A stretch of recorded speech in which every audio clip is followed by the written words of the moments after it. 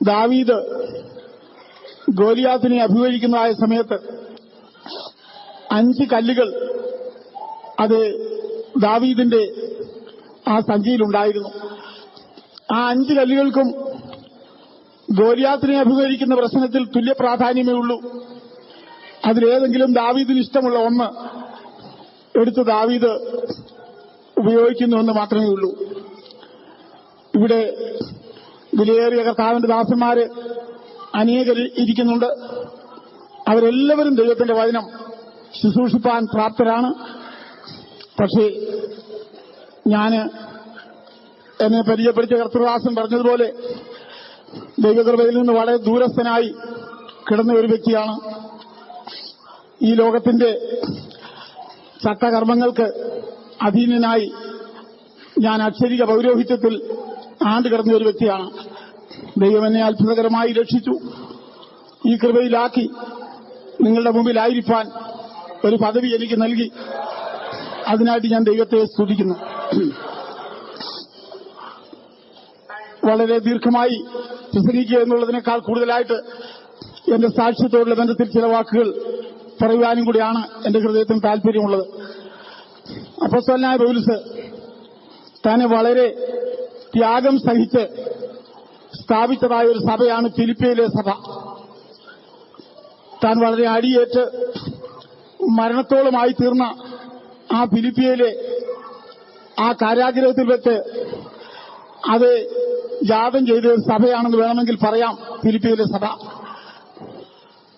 ആ സഭയ്ക്ക് താന് ജയിലിൽ കിടന്നുകൊണ്ട് ലേഖനം എഴുതുമ്പോൾ അവരോട് താൻ പറയുന്ന ചില വാക്കുകളാണ് ഇവിടെ നമ്മൾ വായിച്ചു കേട്ടത്. ആദ്യമായിട്ട് താന് അവരെ വിളിക്കുന്നത് എന്റെ സന്തോഷവും എന്റെ കിരീടവുമായുള്ളവരെ എന്നാണ്. ദൈവം നമ്മളെ എത്ര ഉയർന്ന ഒരു പദവിയിലാണ് അത് കണ്ടിരിക്കുന്നതെന്ന് ഞാൻ ഓർക്കുകയാണ്. നാം ദൈവത്തിനൊരു സന്തോഷമാണ്. ദൈവത്തിന്റെ സന്നിധിയിൽ അല്ലെങ്കിൽ ദൈവത്തിന്റെ മുൻപിൽ നാം കിരീടം പോലെ പ്രാധാന്യം അർഹിക്കുന്നവരാണ്. എനിക്ക് നിങ്ങളോട് പറയുവാനുള്ളത്, നമ്മൾ ആരും ദൈവത്തിന് ഒരു സന്തോഷമായിരിക്കുന്ന പദവി വിട്ടിട്ട് ദൈവത്തിനൊരു ദുഃഖമായി തീരരുത്. അതുപോലെ തന്നെ ദൈവത്തിന് ഒരു കിരീടമായിരിക്കുന്ന സ്ഥാനത്ത് നിന്ന് നമ്മൾ ആരും ഒരു പാതുകമായി ഒരു ചെരുപ്പായി അധപ്പതിക്കരുത് എന്ന് ഞാൻ നിങ്ങളെ ഓർപ്പിക്കുന്നു. ഫിലിപ്പിയ സഭയിൽ നിങ്ങൾക്കറിയാമല്ലോ, അത് ആദ്യമായി ഒരു വ്യക്തി ദൈവകൃപയിലേക്ക് വന്നു. അവളുടെ പേര് ലുദിയ എന്നാണ്. അവള് ദൈവവചനം ശ്രദ്ധിച്ച് ദൈവകൃപയിലേക്ക് വന്നവളാണ്. ഭൂതിയിളക്കത്തിൽ ദൈവകൃപയിലേക്ക് വന്നവളല്ല. പൗലോസ് സംസാരിക്കുന്നത് കേട്ട് മനസ്സിലാക്കി ദൈവകൃപയിലേക്ക് വന്നവളാണ്.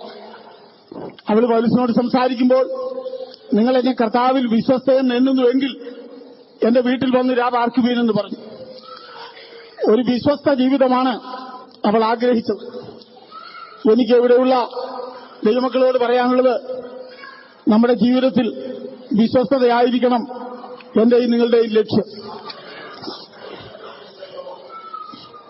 ഇവിടെ അപ്പോസ്തലനായ പൗലോസ് തന്റെ പ്രിയപ്പെട്ട ഫിലിപ്പിയ വിശ്വാസികളോട് പറയുന്നത്,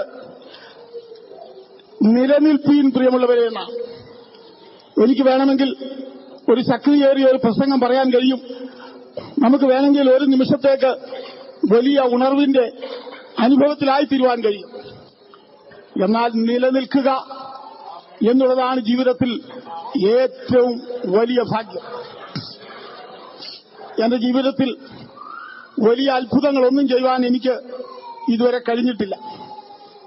ഞാൻ ആത്മീയ ജീവിതത്തിൽ വന്നതിന് ശേഷവും മരിച്ചവരെ ഉയർപ്പിക്കാനോ അങ്ങനെയുള്ള കാര്യങ്ങളൊന്നും ചെയ്യാൻ ഇതുവരെയും അത് എനിക്ക് ഇടയായിട്ടില്ല. എന്നാൽ ദൈവത്തിന്റെ കൃപയാൽ മരിക്കാതെ ജീവിക്കുവാൻ ഇന്നുവരെയും എനിക്ക് കഴിഞ്ഞിട്ടുണ്ട്. അതിനാൽ ഞാൻ ദൈവത്തെ സ്തുതിക്കും. എന്റെ സന്തോഷവും കിരീടവുമായുള്ളവരെ, ഇങ്ങനെ കർത്താവിൽ നിലനിൽപ്പീൻ പ്രിയമുള്ളവരെ എന്ന് ഫിലിപ്പിയ സഭയോട് പൗലോസ് പറഞ്ഞതായ വാക്കുകൾ നോർത്ത് അമേരിക്കയുടെയും കാനഡയുടെയും ഭാഗങ്ങളിൽ നിന്ന് കടന്നു വന്ന എന്റെ സഹോദരി സഹോദരന്മാരെ, നിങ്ങളോടും പറയുവാൻ എനിക്ക് താല്പര്യമുണ്ട്. അതിന്റെ താഴെയായി പൗലോസ് പറയുന്നത് രണ്ട് സഹോദരിമാരെ പ്രത്യേകം എടുത്തുകൊണ്ടാണ്. യുവോദ്യ, സുന്ദുക എന്ന് പറയുന്ന രണ്ട് സഹോദരിമാരുടെ പേര് എടുത്തു പറയുന്നു. സഹോദരിമാരുടെ കാര്യമാണെങ്കിലും സഹോദരന്മാരും അതിന്റെ ആശയം ഒന്ന് ഉൾക്കൊള്ളണമെന്ന് ഞാൻ ഓർപ്പിക്കുകയാണ്. എന്താണ്? ക്രിസ്തുവിൽ, കർത്താവിൽ ഏകചിന്തയോടെ ഇരിപ്പാൻ ഞാൻ യുവതിയെയും സുന്ദുകയെയും പ്രബോധിപ്പിക്കുന്നു. ഏകചിന്ത എന്നുള്ളതിന് ഒരു രണ്ട് ആശയങ്ങൾ എന്റെ ഉള്ളത്തിൽ കർത്താവ് തന്നു. ഒന്ന്, അവര് ഇറങ്ങിത്തിരിച്ച നാളിലെ പോലെയുള്ള ഏകാഗ്രത ഇപ്പോൾ അവർക്കില്ല. വഴിയോര കാഴ്ചകൾ കണ്ട്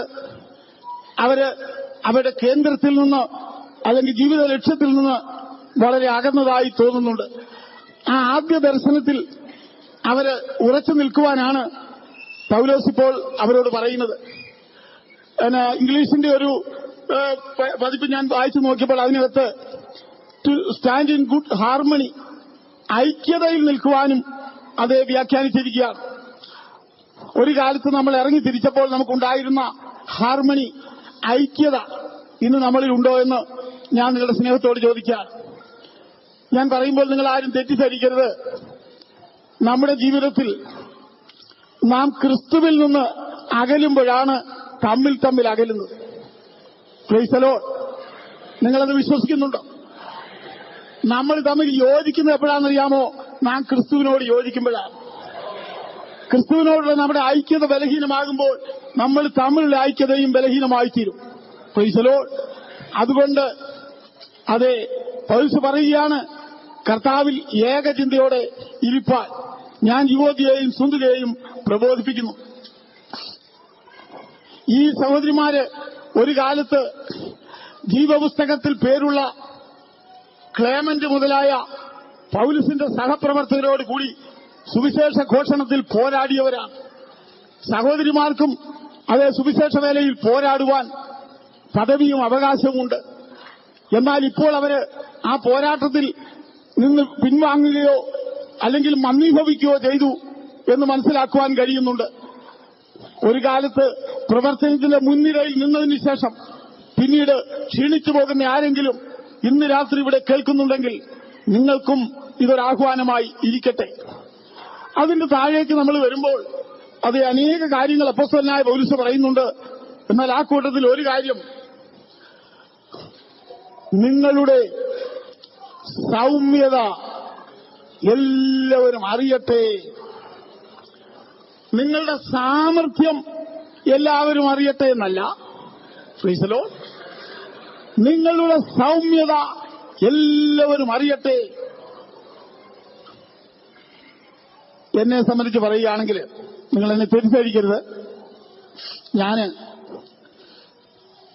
ആരെങ്കിലും ഒരാൾ ഒരു വലിയ ബുദ്ധിപ്രകടനമോ സാമർഥ്യമോ കാണിച്ചാൽ പെട്ടെന്ന് അങ്ങ് അത്ഭുതപ്പെടുന്ന ഒരു രീതി എനിക്കില്ല. കാരണം എന്താണെന്ന് ചോദിച്ചാൽ, ഞാൻ വളരെ ബുദ്ധിയുള്ള ആളുകളെ കണ്ടിട്ടുണ്ട്. അനേകം അത്ഭുത പ്രകടനങ്ങൾ നടത്തുന്ന ആളുകളെ കണ്ടിട്ടുണ്ട്. ഞാൻ തെറ്റിദ്ധരിക്കരുത്. എന്നോടൊരാൾ ചോദിച്ചു, ഞാൻ എന്തിനാ കോട്ടിടാതെന്ന് പ്രസംഗിക്കുന്നത്. ഞാൻ പറഞ്ഞു, നിങ്ങൾ ആരെക്കാളും കൂടുതൽ ഉടുപ്പിട്ടുകൊണ്ട് നടന്നു വരുത്താനാണ് ഞാൻ. Price the Lord. നിങ്ങളൊക്കെ ഒരാഴ്ച കൊണ്ടിടുന്ന ഉടുപ്പി ഞാൻ ഒരു ദിവസം ഇടുന്നവനായി. Price the Lord. നമ്മുടെ ജീവിതത്തിൽ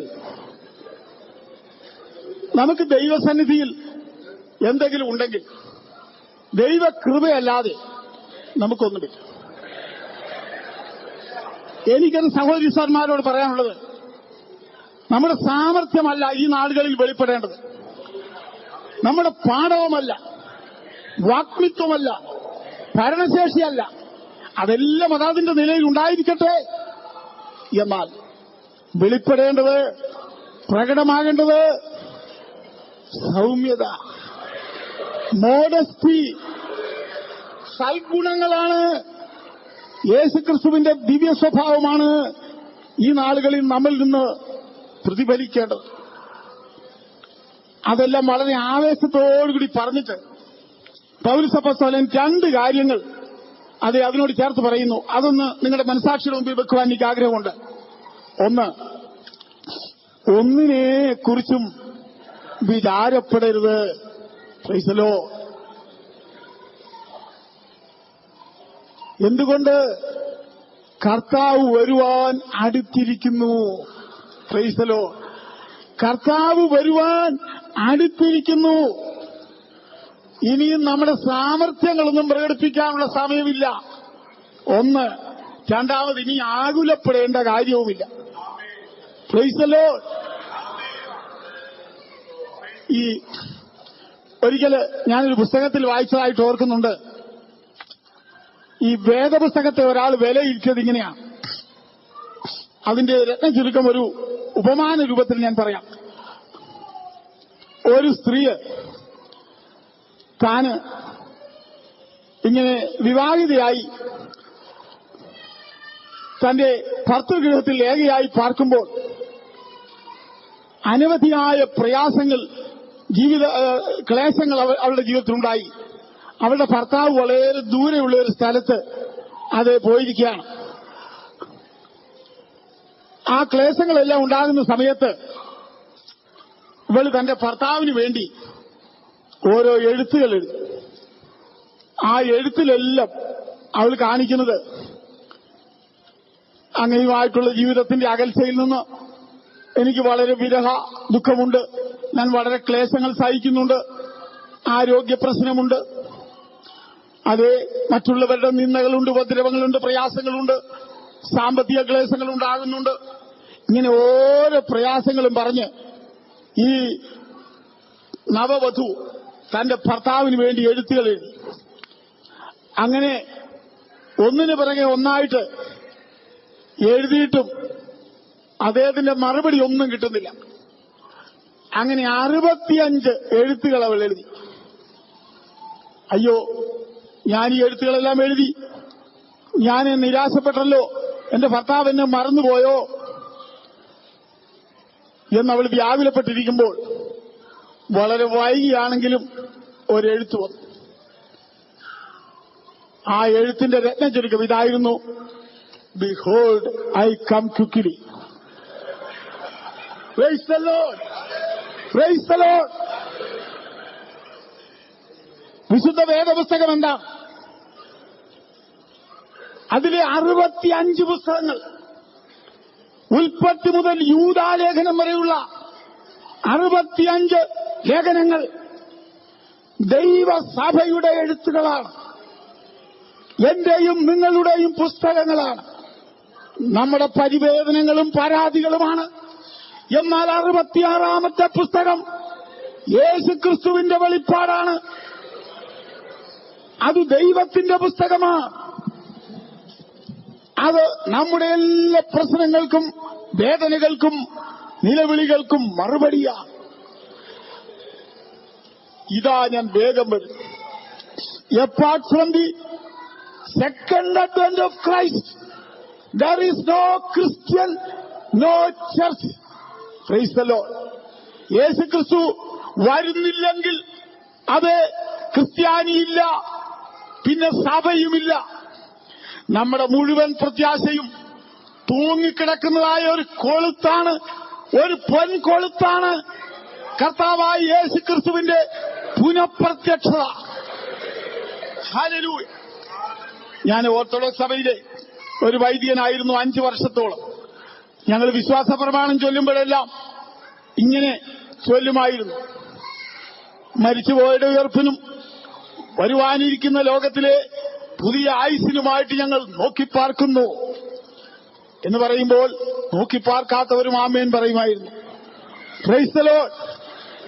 എന്നാൽ ഇന്ന് രാത്രി അതിനുവേണ്ടി നോക്കിപ്പാർത്തുകൊണ്ട്, അത് എനിക്ക് നിങ്ങൾക്കും മുമ്പേ നമ്മൾ കേട്ടതുപോലെ ആ ഭാഗ്യകരമായ പ്രത്യാശയോട് ഓടിയെടുക്കുവാൻ ദൈവം കൃപ നൽകിയതിനാൽ ഞാൻ ദൈവത്തെ സ്തുതിക്കുന്നു.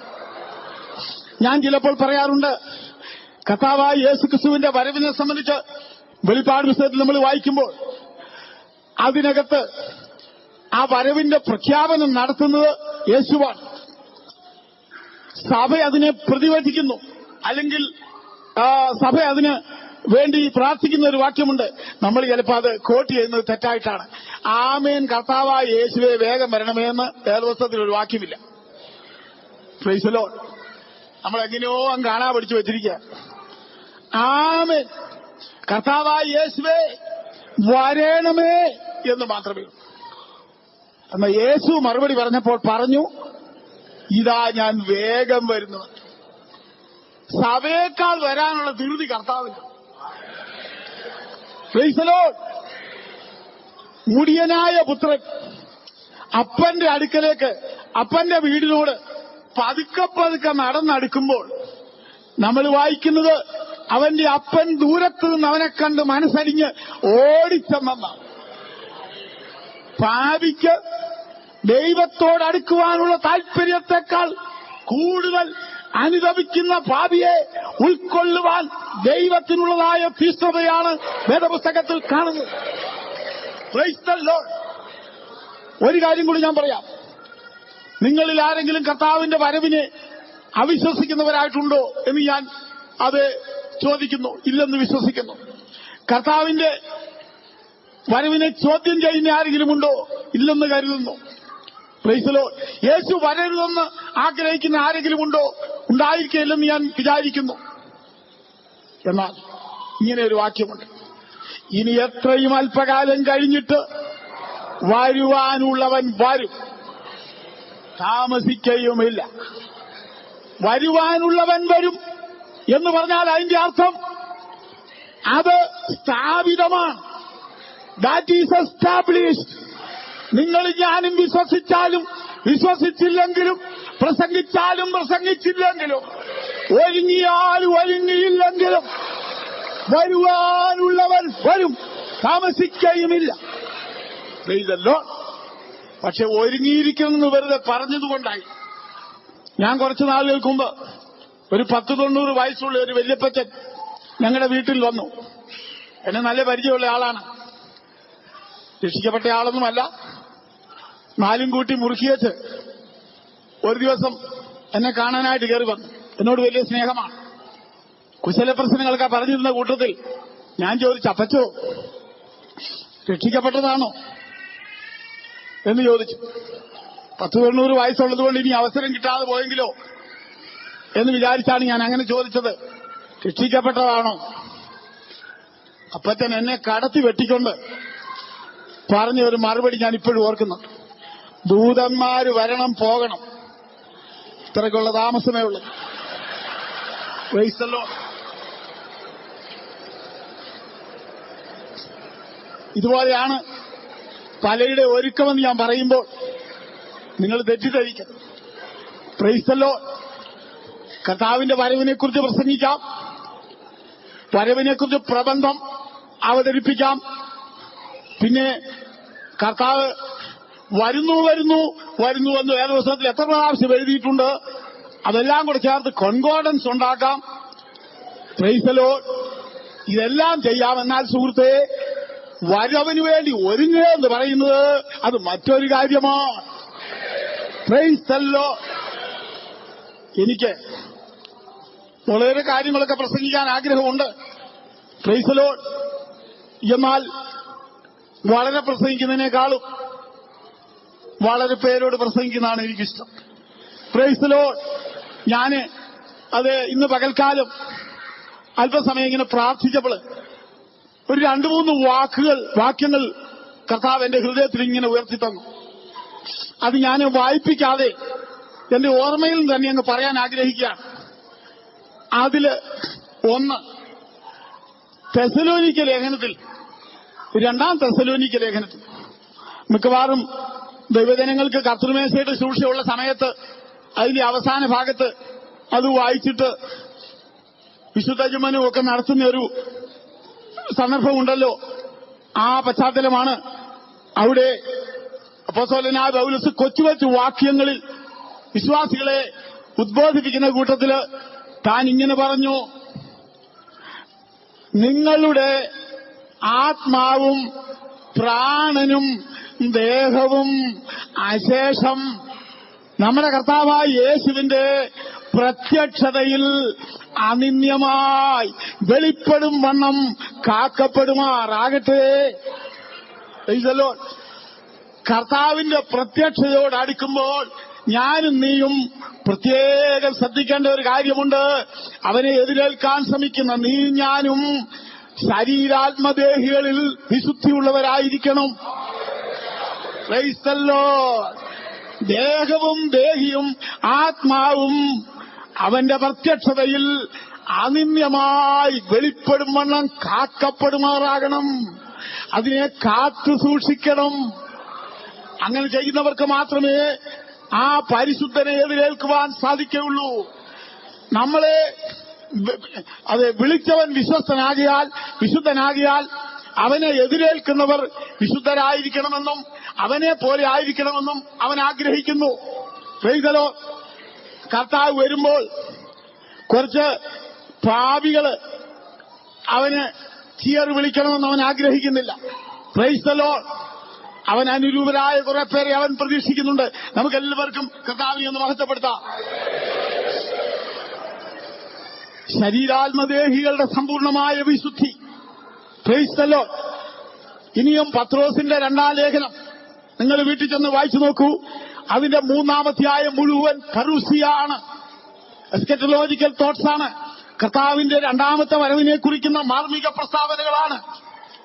Price the Lord. അതിനകത്ത് അതിന്റെ 11-ാമത്തെ വാക്യത്തിൽ ഇങ്ങനെ അപ്പോസ്തലൻ പറയുന്നു, ഇങ്ങനെ ഇവയൊക്കെയും അത് അഴിവാറായിരിക്കാൻ നിങ്ങളെന്ത് ചെയ്യണം? നിങ്ങളെത്ര വിശുദ്ധ ജീവനവും ഭക്തിയുള്ളവരായി ഇരിക്കണം. സമാപനത്തോടടുക്കുമ്പോൾ, കർത്താവിന്റെ വരവിനോടടുക്കുമ്പോൾ ഞാനും നിങ്ങളും കൂടുതൽ ശ്രദ്ധിക്കേണ്ടത് to be holy and to be just. വിശുദ്ധ ജീവനവും ഭക്തിയും എന്നുള്ളതിന് മൂലഭാഷയിൽ അത് 2 പദങ്ങളാണ്. ഒന്ന് വിശുദ്ധരായിരിക്കണം, മറ്റൊന്ന് നീതിമാന്മാരായിരിക്കണം. ജീവിതത്തെ വിശുദ്ധിയിൽ സൂക്ഷിക്കുന്നവരായിരിക്കണം, ദൈവകൽപ്പനകളെ അനുസരിക്കുന്ന നീതിമാന്മാരായിരിക്കണം. ഇങ്ങനെ ഈ 2 കാര്യങ്ങളിലും നമ്മൾ തികവുറ്റവരായിരിക്കുമെങ്കിൽ അവന്റെ നീതി വസിക്കുന്ന പുതുവാന ഭൂമികൾക്ക് ഞാനും നിങ്ങളും യോഗ്യരായി തീരുമെന്ന് അത് ദൈവത്തിന്റെ വചനത്തിൽ വായിക്കുന്നു. Price the Lord. കർത്താവിന്റെ കൃപയാല് എന്റെ ജീവിതത്തിൽ എനിക്ക് വേറെ ഒന്നും അഭിമാനിക്കാനില്ലെങ്കിലും, അത് ഞാൻ ഓർത്തഡോക്സ് ഭവനത്തിലാണ് ജനിച്ചു വളർന്നതെങ്കിലും ഞങ്ങളുടെ അടുത്തുള്ളതായ ഒരു CMS പള്ളിയിൽ, ഇന്ന് അതിന് CSI പള്ളി എന്നാണ് പറയുന്നത്, എന്റെ ചെറുപ്പത്തിൽ CMS എന്നായിരുന്ന പള്ളിയുടെ പേര്. അവിടെ ഒരു സൺഡേ സ്കൂളിൽ പോയി പഠിക്കുവാൻ എനിക്ക് ഒരവസരം കിട്ടി. ഞങ്ങളുടെ ഓർത്തഡോക്സ് ദേവാലയം അവിടെ നിന്ന് വളരെ അകലത്തിലായി. ഞാൻ അവിടെ പഠിക്കുമ്പോൾ എന്റെ ചെറിയ പ്രായത്തിൽ തന്നെ ആ സൺഡേ സ്കൂളിൽ വെച്ച് കർത്താവിനെ രക്ഷകനായി സ്വീകരിപ്പാൻ എനിക്ക് ഭാഗ്യമുണ്ടായി. എന്റെ ഉള്ളിൽ അന്ന് കയറിയ കർത്താവ് ഇന്ന് വരെ ചാടിപ്പോയിട്ടില്ല. Price the Lord. അവനെ തപ്പി നോക്കേണ്ട ഗതിയോടെ എനിക്കിന്ന് വരെ വന്നിട്ടില്ല. Price the Lord. എന്നാൽ എന്റെ ഉടയവനായിട്ട് എന്റെ ജീവിതത്തിലേക്ക് കടന്നു വന്ന ആ നാഥന്റെ കൽപ്പനകൾ അനുസരിപ്പാൻ ഞാൻ അല്പം വൈകിപ്പോയി. Praise the Lord. Saint Augustine പറഞ്ഞ പോലെ, O ever old and ever new beauty, I delight to love the. നിത്യ സനാതന സൗന്ദര്യമേ, നിന്നെ സ്നേഹിപ്പാൻ ഞാൻ വൈകിപ്പോയി എന്ന് അദ്ദേഹം പാടിയതുപോലെ ആ രക്ഷകനെ ഒന്ന് അനുസരിപ്പാൻ ഞാൻ അല്പം വൈകിപ്പോയി എന്നുള്ളത് ശരിയാണ്. ദൈവം എന്നോട് പ്രിയ കോശവൈദ്യൻ പറഞ്ഞതുപോലെ ആ കൃപയുടെ ആ വലിയ മഹത്വം എന്റെ ജീവിതത്തിൽ പകർന്നില്ലായിരുന്നെങ്കിൽ നിങ്ങളുടെ നടുവിൽ ഞാൻ ഉണ്ടായിരിക്കുകയില്ലായിരുന്നു. നാളെ ഞായറാഴ്ചയാണല്ലോ, ഞാൻ എവിടെയെങ്കിലും അതേ കുന്തിരിക്കാപ്പുകയുടെ നടുവിൽ ഇങ്ങനെ അതേ മറിഞ്ഞ് ശുശ്രൂഷിക്കുമായിരുന്നു. എന്നാൽ കർത്താവ് എന്നോട് കൃപ ചെയ്തതിനാൽ ഞാൻ ഇന്ന് ഇവിടെ കടന്നു വന്നിരിക്കുകയാണ്. ഇന്ന് പകൽക്കാലം ഒരു പ്രിയ സഹോദരന് എന്റെ കയ്യിലൊരു ലെറ്റർ കൊണ്ട് തന്നു. എവിടെയോ ഒരു സഹോദരി കൊടുത്തയച്ചതാണെന്ന് പറഞ്ഞു. ഏത് സഹോദരിയാണ് എന്താണെന്നൊന്നും അറിയാതെ ഞാനത് പൊട്ടിച്ചു നോക്കി. വായിച്ചു നോക്കിയപ്പോൾ അതിനകത്ത് എഴുതിയിരിക്കുന്നത് അങ്ങ് നടത്തിക്കൊണ്ടിരുന്നതായ ആ ഇടവകയിലെ ഇന്ന പേരുള്ള ഒരു സഹോദരിയാണ് ഞാന് കർത്താവിനെ രക്ഷിതാവായി സ്വീകരിച്ചു, കർത്താവിന്റെ കൽപ്പന അനുസരിച്ചു, ഇന്ന സ്ഥലത്തിപ്പോൾ ജീവിക്കുന്നു, ഒരു ദൈവദാസനാണ് എന്റെ ഭർത്താവ് എന്നെഴുതിയിരിക്കുന്നു. വാട്ടർ ഔട്ട് ഓഫ് സ്റ്റോൺ, അതായത് മണ്ണിൽ നിന്ന് വെള്ളം പുറപ്പെട്ടാൽ അത്ഭുതമില്ല, കല്ലിനകത്തു നിന്ന് വെള്ളം പുറപ്പെട്ടാൽ അത്ഭുതമാണ്. ആ സഹോദരി അറിയാവുന്ന എനിക്ക് രോഗപ്രകാരം അത്ഭുതം അതേ ഉണ്ടായി. എങ്കിലും ദൈവം അത്ഭുതം ചെയ്യുന്നു. ഞാൻ നടത്തിക്കൊണ്ടിരുന്ന ആ പള്ളിയിലുള്ള മിക്കവാറും ആളുകൾ ഇപ്പോൾ രക്ഷപ്പെട്ട് കഴിഞ്ഞിരിക്കുക. Praise the Lord. ഞാൻ നോർത്ത് ഇന്ത്യയുടെ ഭാഗങ്ങളിൽ പല യോഗങ്ങൾക്ക് പ്രസംഗിക്കാനായിട്ട് ചെല്ലുമ്പോൾ, യോഗം കഴിയുമ്പോൾ ചില ആളുകൾ, ചില ചെറുപ്പക്കാരൊക്കെ ചിരിച്ചുകൊണ്ട് എന്റെ അടുക്കൽ വന്ന് എന്നോട് ചോദിക്കും, എന്നെ ഓർമ്മയുണ്ടോ, മുഖം നല്ല പരിചയമാണല്ലോ എന്ന് ചിലരോട് ഞാൻ പറഞ്ഞിട്ടുണ്ട്. അന്നേരം അതിലൊരാൾ പറഞ്ഞു, ആ മുഖം അത്ര ഓർക്കാതിരുന്നത് ഞാന് അങ്ങയുടെ പുറകിൽ നിന്നാണ് തൂവക്കുറ്റി വീശിക്കൊണ്ടിരുന്നത്. Praise the Lord.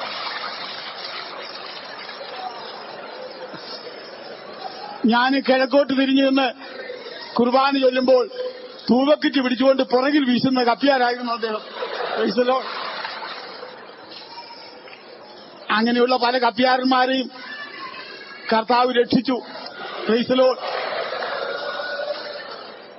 പല അച്ഛന്മാരെയും കർത്താവ് വിടുവിക്കുന്നത് കാണുവാൻ എനിക്ക് ഭാഗ്യമുണ്ടായി. Praise the Lord. ഇന്നലെ പാസ്റ്റർ കെ സി ജോണ് 4 അച്ഛന്മാർ സ്നാനപ്പെട്ട കാര്യം പറഞ്ഞല്ലോ. അവർ നീരേറ്റുപുറംകടവിൽ സ്നാനപ്പെടുമ്പോൾ സ്നാനത്തെക്കുറിച്ച് പ്രസംഗിച്ചത് ഞാനുമായിരുന്നു. Price the Lord. എങ്കിലും ദൈവത്തിൽ പറയുന്ന പോലെ തിരുവഴുത്തിന് നീക്കം വരേണ്ടതിന് ഒരു ഭാഗ്യദോഷി കടന്നുപോയെന്ന് പറഞ്ഞ പോലെ തെങ്ങേലച്ചൻ എന്ന പേരുള്ള ഒരു പ്രിയപ്പെട്ട ഒരു സഹോദരൻ, അദ്ദേഹം മാത്രമേ ഞങ്ങളുടെ കൂട്ടായ്മയിൽ നിന്ന് പുറകോട്ട് പോയിട്ടുള്ളൂ.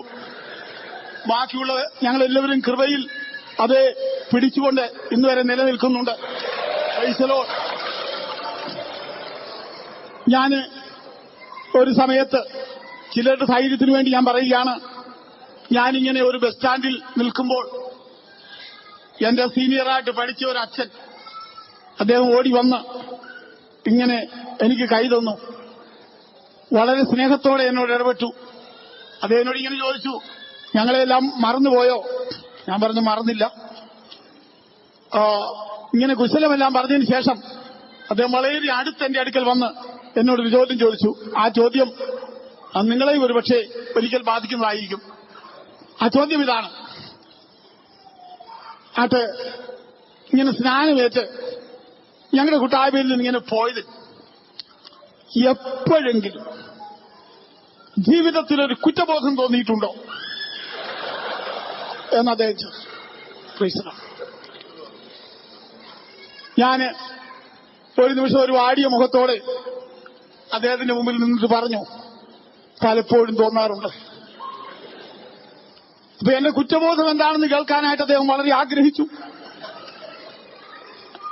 അത് അധികൃത സ്ഥാനങ്ങളിൽ ചെന്ന് അറിയിച്ച് സന്തോഷിക്കാനായിരിക്കും അദ്ദേഹം ആഗ്രഹിച്ചത്. എന്റെ മറുപടി കേൾക്കാനായിട്ട് അദ്ദേഹത്തിന്റെ വായോട് അടുത്ത് വന്നു. ഞാൻ അദ്ദേഹത്തോട് പറഞ്ഞു, കുറെ കൂടെ നേരത്തെ ഇത് ചെയ്യാൻ എനിക്ക് കഴിഞ്ഞില്ലല്ലോ എന്നുള്ള ഒരു കുറ്റബോധം. Praise God. അതെന്നെ പലപ്പോഴും ഭരണം ചെയ്യുന്നുണ്ടെന്ന് ഞാൻ പറഞ്ഞു. Praise God. എന്റെ ജീവിതത്തിൽ ഒരുപക്ഷെ നിങ്ങളിൽ പലരുടെ ജീവിതത്തിൽ ഉണ്ടായിട്ടുള്ളതിനേക്കാളും അതേ പ്രശ്നങ്ങൾ ഉണ്ടായിരുന്നിരിക്കാം, എനിക്കറിഞ്ഞുകൂടാ. ഞാൻ കഷ്ടതയെ ഇങ്ങനെ കമ്പയർ ചെയ്യുന്ന ഒരു ആളല്ല. ഓരോരുത്തർക്കും അവരവരുടെ പ്രശ്നങ്ങളാണ് വലുത്. എന്നാൽ എന്നെ കർത്താവിന്റെ സ്നേഹത്തിൽ നിന്ന് പിന്തിരിപ്പിക്കുവാൻ അനേകം അടവുകൾ സാത്താൻ പയറ്റിയിട്ടുണ്ടെന്ന് നിങ്ങളെ അറിയിക്കുന്നു. ഞാൻ ഒരിക്കൽ ഒരു ചെറിയ അതേ പ്രശ്നത്തെക്കുറിച്ച് അല്പം മനഭാരത്തോടുകൂടി ഞാൻ ഏറ്റവും സ്നേഹിക്കുന്ന ഒരു പ്രവാചകന്റെ അടുക്കൽ പ്രാർത്ഥിക്കാനായിട്ട് ഇങ്ങനെ മുട്ടുകുത്തിയ സമയത്ത് ഞാൻ കാര്യമൊന്നും പറയാതെ തന്നെ ഇങ്ങനെ അവിടെ ചെന്ന് പ്രാർത്ഥിക്കാനായിട്ട് ഇരുന്നപ്പോൾ ദൈവത്തിന്റെ ആത്മാവ് അദ്ദേഹത്തിൽ കൂടെ സംസാരിച്ചതായ ഒറ്റ വാക്യം ഞാൻ ഇപ്പോഴും ഓർക്കുന്നുണ്ട്. ആ വാക്യം ഇങ്ങനെയായിരുന്നു: മകനെ,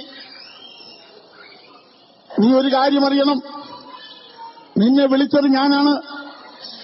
നിന്നെപ്പോലെ പലരും മുൻപോട്ട് വന്നെന്ന് വരാം, എന്നാൽ നിന്നെപ്പോലെ ഒരുത്തൻ നീ മാത്രമേ ഉണ്ടായിരിക്കുകയുള്ളൂ. Price the Lord. അതിനുശേഷം ഒടുവിലായിട്ട് ദൈവത്തിന്റെ ആത്മാവിനോട് പറഞ്ഞു, ഈ ലോകത്തിൽ ഒരു ശക്തിക്കും നിന്നെ നശിപ്പിക്കുവാൻ സാധ്യമല്ല. Praise the Lord.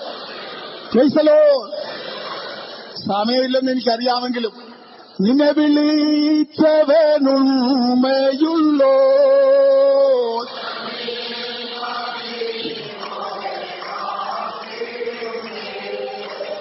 നിന്നെ വിളിച്ചവനുള്ളോ,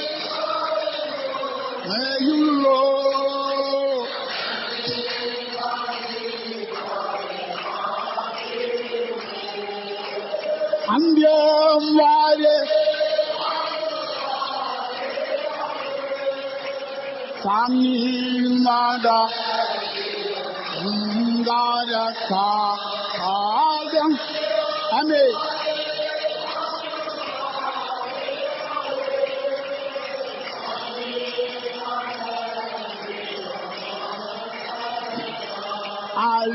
ആഴാലേറും ജീവിത അരുവിൽ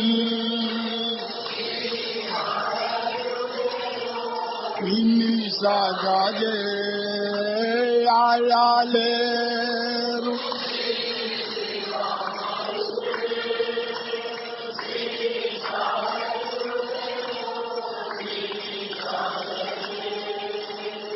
ഞാന് വിശ്വാസനായി ഏറ്റതായ ആ ദിവസത്തിൽ കുമ്പനാടിന് ഏകദേശം അടുത്ത കവുങ്ങുംപറയാർ എന്ന് പറയുന്ന ആ ഒരു സ്ഥലത്ത് ഒരു പോറ്റിമാരുടെ കടവിൽ, ഇല്ലത്ത് കടവിലാണ് സ്നാനപ്പെട്ടത്. സ്നാനമേറ്റ് കഴിഞ്ഞ ഉടനെ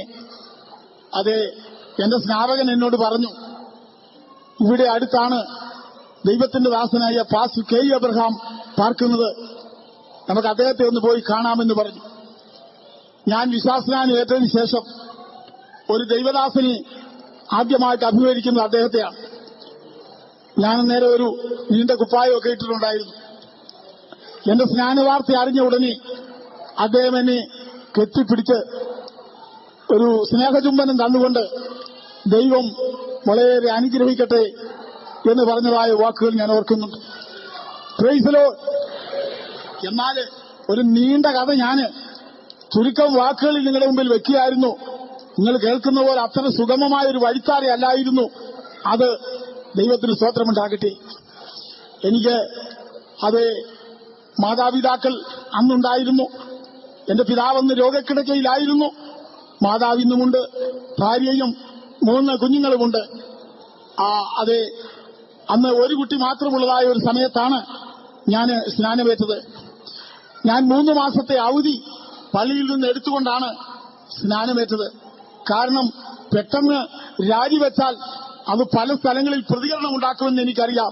അതുകൊണ്ട് ശാന്തമായിട്ടെല്ലാം സംഭവിക്കട്ടെ എന്ന് വിചാരിച്ചുകൊണ്ട് ഞാൻ സ്നാനമേറ്റു.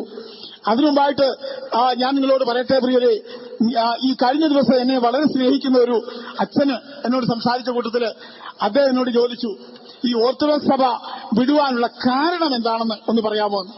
ഞാനിവിടെ വന്നതിന് ശേഷമാണ്. അപ്പോ അദ്ദേഹം സൂചിപ്പിച്ചത്, ഇത് തെറ്റാണെന്ന് ബോധ്യമുണ്ടെങ്കിൽ എന്തുകൊണ്ട് കുറച്ചുകൂടെ നേരത്തെ ഇത് ചെയ്തില്ലെന്നാണ്. അല്ലെങ്കിൽ പട്ടം ഏൽക്കുന്ന സമയത്ത് തന്നെ എനിക്കിത് വേണ്ട എന്ന് എന്തുകൊണ്ട് പറഞ്ഞുകൂടാ എന്നാണ് അദ്ദേഹം സൂചിപ്പിച്ചത്. ഞാനുടനെ അദ്ദേഹത്തോട് ചിരിച്ചുകൊണ്ട് പറഞ്ഞു, അഗ്നിപർവ്വതം ഇങ്ങനെ പൊട്ടുന്ന സമയത്ത് ആരെങ്കിലും ഒരാൾ അവിടെ ചെന്ന് നിന്ന്, അഗ്നിപർവ്വതമേ നിനക്ക് കുറച്ചുകൂടെ നേരത്തെ പൊട്ടാമായിരുന്നില്ലേ എന്ന് ചോദിക്കുന്നത് പോലെയുള്ളൂ. കാരണം അതിന്റെ പ്രഷർ കൂടുമ്പോൾ അത് പൊട്ടും. Price the Lord. നമ്മുടെ ജീവിതത്തിൽ ദൈവം നമുക്ക് നൽകുന്നതായ അനേക ബോധ്യങ്ങൾ ഒരു ദിവസം ഒരു സ്ഫോടനമായിട്ട് മാറും. Price the Lord. അങ്ങനെ നമ്മളൊരു സ്റ്റെപ്പ് എടുക്കുകയാണ് ചെയ്യുന്നത്. Praise God. എനിക്ക് എന്റെ സാക്ഷ്യം തന്നെ വളരെ പറയാനുണ്ട്. ഞാൻ ഒരു സ്ഥലത്ത് പ്രസംഗിക്കാൻ നാട്ടിൽ ചെന്നപ്പോൾ ഒരു പ്രിന്റഡ് നോട്ടീസ് എനിക്കെതിരായിട്ട് അവിടെ വ്യാപരിപ്പിച്ചിരിക്കുകയാണ്. അതിനകത്ത് എഴുതിയിരിക്കുന്നത്, അത് സത്യം ചെയ്തിട്ട് സത്യലംഘനം കാണിച്ച ഒരാളാണ് പ്രസംഗിക്കുന്നത്. ഞാൻ പട്ടമേൽക്കുന്ന സമയത്ത് നിങ്ങൾ ചിലർക്ക് അറിയത്തില്ലായിരിക്കാം, ഞാൻ സത്യവാചകം ചൊല്ലിയാ പട്ടമേൽക്കുന്നത്. അപ്പോൾ ഞാൻ അതിനെ ലംഘിച്ചാ പോയതെന്നാണ് അതിനകത്ത് അച്ചടിച്ചു വച്ചിരിക്കുന്നത്. ഞാൻ പ്രസംഗത്തിൽ ഇങ്ങനെ പറഞ്ഞു, സത്യം അത് ഒരിക്കലും ലംഘിക്കാൻ പാടില്ല, എന്നാൽ ഒരു വിഷയത്തിൽ മാത്രം സത്യം ലംഘിക്കാമെന്ന് പറഞ്ഞു. അതെന്താണെന്ന് ചോദിച്ചാൽ, കർത്താവ് ഒരു ശിശുവായിരിക്കുമ്പോൾ തന്നെ കാണാനായിട്ട് വന്ന വിദ്വാൻമാര് ഹേരോദാവിനോട് പറഞ്ഞു, സത്യം ചെയ്തു ഞങ്ങൾ തിരിച്ചു വന്ന് വിവരം പറയാമെന്ന്. എന്നാൽ സ്വർഗത്തിലെ ദൈവം വിദ്വാൻമാരോട് പറഞ്ഞു, സത്യം പാലിക്കാൻ ആ വഴി പോകരുത്. Price the Lord. കാരണം ഹല്ലേലൂയ, യേശുവിന് ദോഷം വരുന്നതായിട്ടുള്ള യാതൊരു സത്യവും പാലിക്കേണ്ട കാര്യം നമുക്കില്ല. Price the Lord, praise the Lord, hallelujah. കർത്താവ് വരുവാൻ താമസമുണ്ടെങ്കിൽ കാനഡയിലെ മീറ്റിംഗിന് എന്നെ ഒന്ന് വിളിക്കണം. Price the Lord. അന്ന് എന്റെ സാക്ഷ്യത്തിന്റെ ബാക്കി ഭാഗങ്ങൾ അത് പറയാമെന്ന് ഞാൻ ആഗ്രഹിക്കുന്നു. Price the Lord. അടുത്ത കൺവീനറായിരിക്കുന്ന പാസ്റ്റർ ഈശോ ഫിലിപ്പ് രാവിലെ എന്നെ വന്ന് വിളിച്ചിട്ടുണ്ട്. Price the Lord. ദൈവത്തിന് സ്തോത്രം. അത് തുടർന്ന് പല കാര്യങ്ങളും നടക്കുവാനുള്ളതുകൊണ്ടും അത് നിങ്ങൾക്കെയും പല കാര്യങ്ങളിൽ വ്യാപൃതരായവരും ആയതുകൊണ്ടും വിശ്രമിക്കേണ്ടതായിട്ടുള്ളതുകൊണ്ടും അതിനുപരിയായിട്ട് നാളെ മനോഹരമായ ഒരു ആരാധന നമുക്ക് കർത്താവ് വിശേഷിപ്പിച്ചിരിക്കുന്നതുകൊണ്ടും അതെന്റെ വാക്കുകൾ ഞാനിവിടെ നിർത്തട്ടെ. എന്തെല്ലാം നിങ്ങൾ മറന്നാലും ഇത് മറക്കരുത്. അപ്പിയറൻസ് ഓഫ് ദി ലോർഡ്, കർത്താവിന്റെ പ്രത്യക്ഷത നമ്മുടെ കണ്ണുനീർ തുടയ്ക്കുവാൻ, നമ്മുടെ ആധികൾ മാറ്റുവാൻ, നമ്മുടെ വ്യാധികൾ നീക്കുവാൻ, നമ്മുടെ ചോദ്യങ്ങൾക്ക് മറുപടി നൽകുവാൻ, നമ്മുടെ അവസ്ഥ മാറ്റുവാൻ മതിയായിരിക്കുന്ന കർത്താവിന്റെ പ്രത്യക്ഷത മറക്കരുത്. ഞാനൊരു ചെറിയ ഇൻസിഡന്റിലൂടെ പറഞ്ഞുകൊണ്ട് അവസാനിപ്പിക്കും. ഒരിക്കല് ഒരു വലിയ പള്ളിയുടെ ശവക്കോട്ടയുടെ അടുക്കലുള്ളതായ ആ മതിലിന് വെളിയിൽ ഒരു നടപ്പാതയുണ്ട്, ഒരു വഴി. ഒരു പണ്ഡിതനായ ഒരു മനുഷ്യൻ ഈ ചർച്ച് സെമിത്തേരിയുടെ അടുക്കൽ ഒരു സന്ധ്യയോടെ അടുത്ത സമയം ഒരു വലിയ പുസ്തകമൊക്കെ പിടിച്ചുകൊണ്ടൊരു പണ്ഡിതനായ ഒരു മനുഷ്യൻ ഇങ്ങനെ നിൽക്കുക. അയാൾ ഇടയ്ക്കിടയ്ക്ക് ഈ ശവക്കോട്ടയിലേക്ക് നോക്കുന്നുണ്ട്. അവിടെ ഇങ്ങനെ പണിത് വെച്ചിരിക്കുന്ന കുഴിമാടങ്ങൾ, കല്ലറകൾ കാണുമ്പോൾ ഇയാളുടെ ഉള്ളിൽ ഒരു ഞെട്ടലുണ്ടാകുന്നുണ്ട്. ആള് പണ്ഡിതനൊക്കെ ആണെങ്കിലും മരണത്തെക്കുറിച്ച് ചിന്തിക്കുമ്പോൾ ഇയാൾക്കൊരു ഭയമാണ്. അയാൾ അങ്ങനെ നിൽക്കുമ്പോൾ അതുവഴിയായിട്ടൊരു കൊച്ചു പെൺകുട്ടി സ്കൂളിൽ പോകുന്ന വേഷത്തോടും അതുപോലെ തന്നെ അവളുടെ സ്കൂളിലെ പുസ്തകങ്ങളൊക്കെ അടങ്ങുന്ന ആ ബാഗ് കയ്യിൽ പിടിച്ചുകൊണ്ടും അങ്ങനെ ഒരു കൊച്ചു പെൺകുട്ടി അതിലെ കടന്നു വരുന്നതായിട്ട് കണ്ടു. ഈ കൊച്ചു പെൺകുട്ടിയോട് ഈ പണ്ഡിതനായ മനുഷ്യൻ ചില ചോദ്യങ്ങൾ ചോദിച്ചു. ആ ചോദ്യം ഇതാണ്: കുഞ്ഞെ, നീ ആരാണ്? അവൾ പറഞ്ഞു, സാറേ ഞാൻ ഒരു സ്കൂൾ കുട്ടിയാണ്. നീ എവിടെയാണ് പഠിക്കുന്നത്? ഞാൻ ഇന്ന സ്ഥലത്തുള്ള ഒരു സ്കൂളിലാണ് പഠിക്കുന്നത്, താണ ക്ലാസ്സിൽ പഠിക്കുന്ന ഒരു കുട്ടിയാണ്. നീ എന്താണ് ഇത്രയും താമസിച്ചു വരുന്നത്? ഒന്ന് അവൾ പറഞ്ഞു, ഇന്ന് ഞങ്ങളുടെ സ്കൂളിൽ ഒരു പ്രത്യേക മീറ്റിംഗ് ഉണ്ടായിരുന്നു, അതുകൊണ്ടാണ് ഇത്രയും താമസിച്ചത്. സാധാരണ ഞാൻ ഇതിനേക്കാൾ നേരത്തെയാണ് പോകുന്നത്. ഇദ്ദേഹം ചോദിച്ചു, കുഞ്ഞെ നിനക്ക് കൂട്ടുകാരാരുമില്ലേ? ഉടനെ ഇവൾ പറഞ്ഞു, എനിക്ക് കൂട്ടുകാരുണ്ട് സാറേ, പക്ഷെ അവരെല്ലാം അങ്ങേ റോഡിൽ വരുമ്പോൾ അവിടെ നിന്ന് പിരിഞ്ഞു പോകും. അവിടെ മുതൽ പിന്നെ ഈ ഇങ്ങോട്ടുള്ള വഴിയിൽ ഞാൻ മാത്രമേ ഉള്ളൂ. പിന്നെ ഇയാൾ ചോദിച്ചു, നീ ചില ദിവസങ്ങളിലൊക്കെ ഇങ്ങനെ ഈ അസമയത്ത് സന്ധ്യയോടടുത്ത സമയത്ത് ഇതിലെ വരാറുണ്ടോ? ഇയാൾ ചോദിക്കുന്നതിന്റെ എല്ലാ അർത്ഥം ഇയാൾക്ക് പേടിയാണ്. ഉടനെ ഈ കുട്ടി പറഞ്ഞു, സാറേ ചില ദിവസം ഇങ്ങനെ ഒറ്റപ്പെട്ട ചില ദിവസങ്ങളിൽ കൂട്ടുകാരാരുമില്ലാതെ ഞാൻ ഇതിലെ പോകാറുണ്ട്. അപ്പൊ ഈ പണ്ഡിതനായ മനുഷ്യൻ തന്റെ അകത്ത് തളം കെട്ടി നിൽക്കുന്നതായ ആ സത്യം ഒടുവിലത്തെ ഒരു ചോദ്യത്തിൽ കൂടെ വെളിപ്പെടുത്തി. കുഞ്ഞെ, ഞാൻ നിന്നോട് ചോദിക്കട്ടെ, ഇങ്ങനെ സന്ധ്യാസമയത്ത് ആരുപോലും ഇല്ലാത്ത അതേ നിമിഷങ്ങളിൽ നീ ഈ ശവക്കോട്ടയുടെ അടുക്കൽ കൂടെ കടന്നു പോകുമ്പോൾ നിന്റെ ഉള്ളിലൊരു ഭയം തോന്നാറുണ്ടോ എന്ന് ചോദിച്ചു. ഉടനെ ഈ കൊച്ച് ഒരു നിമിഷം ഒന്ന് ശാന്തമായി നിന്നതിന് ശേഷം ഈ പണ്ഡിതനായ മനുഷ്യരോട് പറഞ്ഞൊരു വാക്യം പറഞ്ഞുകൊണ്ട് ഞാൻ എന്റെ പ്രസംഗം അവസാനിപ്പിക്കാം. അവൾ ഇദ്ദേഹത്തോട് പറഞ്ഞു, സാറിന്റെ ചോദ്യം എനിക്ക് മനസ്സിലായി, സാർ ഇങ്ങോട്ടൊന്ന് മാറി നിന്നേ, ഞാനൊരു കാര്യം പറയാമെന്ന് പറഞ്ഞു. അദ്ദേഹം അങ്ങോട്ട് മാറി നിന്നു. ഈ ശവക്കോട്ടയിൽ ഏറ്റവും ഉയരത്തിൽ പണിത് വച്ചിരിക്കുന്ന ഒരു കല്ലറ കണ്ടോ സാറ്? കണ്ടു. ആ കല്ലറയുടെ മുകളിൽ കൂടി സാറ് അങ്ങേ ആ ഭാഗത്തോട്ടൊന്ന് നോക്കിക്ക്, ചക്രവാളത്തിലോട്ട് നോക്കി. എന്ത് കാണുന്നു? കുഞ്ഞെ, ഒരു ചെറ്റക്കുടില് കാണുന്നു. എന്റെ വീടാ. അവൾ പറഞ്ഞു, എന്റെ വീടാ. സാറിനറിയാമോ ഒരു കാര്യം? ഞാൻ ചില സന്ധ്യാസമയത്ത് ഒറ്റയ്ക്ക് ഇതിൽ വരേണ്ടി വരുമ്പോൾ, എന്റെ ഉള്ളിൽ പേടി തോന്നുമ്പോൾ ഞാൻ എന്ത് ചെയ്യുമെന്നറിയാമോ? ഞാൻ ശവക്കോട്ടയുടെ മുകളിൽ കൂടി എന്റെ വീട്ടിലേക്ക് നോക്കും. എന്റെ വീട് കണ്ടാൽ പിന്നെ എനിക്ക് ഭയമില്ല. എഴുതല്ലോ. ആർക്കാ ഭയമെന്ന് നിങ്ങൾക്ക് കേൾക്കണോ? ശവക്കോട്ട നോക്കി നിൽക്കുന്നവർക്കാണ്. ആർക്കാണ് ഭയമില്ലാത്തതെന്നറിയാമോ? ശവക്കോട്ടയുടെ മുകളിൽ കൂടി ഭവനം കാണുന്നവർക്കാണ്. അനേകര് അതെ, മരണം, ശവകുടീരം അവരുടെ ജീവിതത്തിന്റെ അന്ത്യഭാഗമായി കാണുമ്പോൾ ദൈവത്തിന്റെ പൈതൽ മരണത്തിനപ്പുറത്ത് പുനരുത്ഥാനവും അതിനപ്പുറത്ത് ഭാഗ്യകരമായ പ്രത്യാശയും അവർ കാണുന്നതിനാൽ അവരുടെ ജീവിതത്തിൽ അവർക്ക് ഭാരമില്ല, ആകുലമില്ല. കർത്താവ് വരുവാൻ അടുത്തിരിക്കുന്നു. Let your moderation be known to all.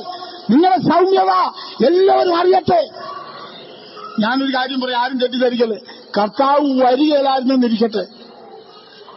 അങ്ങനെയാണെങ്കിൽ എന്നെ വല്ലതും പറഞ്ഞാൽ ഞാനും പറയും. പൈസലോ, കാരണം ഏതായാലും പ്രത്യാശയൊന്നുമില്ലല്ലോ.